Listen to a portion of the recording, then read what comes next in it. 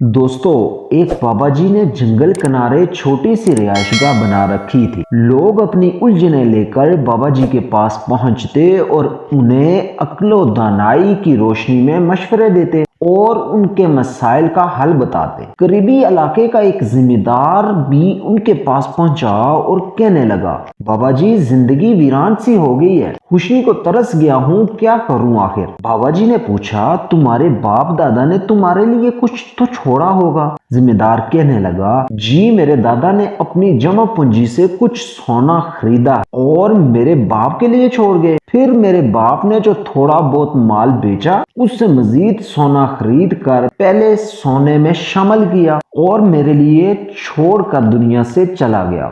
बाबा जी ने वो सोना देखने की फरमाइश की तो जिम्मेदार ने अपनी पगड़ी खोली और इसकी अंदरूनी तह में से सोना निकालकर बाबा जी के हाथ पर रख दिया। बाबा जी ने मुट्ठी बंद की और जंगल की तरफ दौड़ लगा दी। जिम्मेदार के तो होश ही उड़ गए कि यही सोना बचा था, वो भी बाबा जी ले उड़े। उसने भी बाबा जी के पीछे दौड़ना शुरू कर दिया। बाबा जी जंगली रास्तों से वाकिफ और जिम्मेदार ने कभी मैदान में भी दौड़ नहीं लगाई थी, इसलिए बाबा जी कहाँ जिम्मेदार के काबू में आने वाले थे। वो इसे यहाँ से वहां दौड़ाते रहे, यहाँ तक के दोपहर से शाम हो गई। एक जगह जाकर बाबा जी खड़े हो गए। अब जिम्मेदार जोश के साथ आगे बढ़ा कि मैंने बाबा जी को पकड़ लिया। जैसे ही वो बाबा जी के करीब पहुंचा, बाबा जी फुर्ती के साथ दरख्त पर चढ़ गए। जिम्मेदार का जिस्म भारी था और वो बहुत थक भी चुका था, दरख्त पर न चढ़ सका और नीचे खड़े होकर बाबा जी की मिन्नतें करने लगा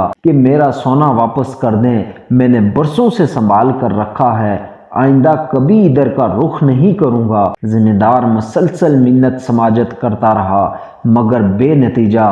जब अंधेरा छाने लगा तो बाबा जी ने आवाज दी कि मेरी चंद शर्तें हैं।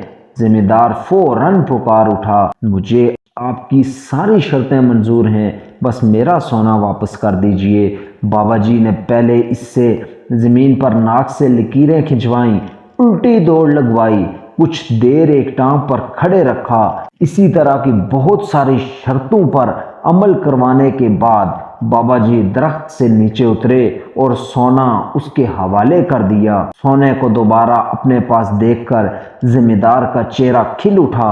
बाबा जी ने इसके कंधे पर हाथ रखा और पूछा, अब खुश हो मियाँ? जिम्मेदार ने हाँ में सिर हिलाया।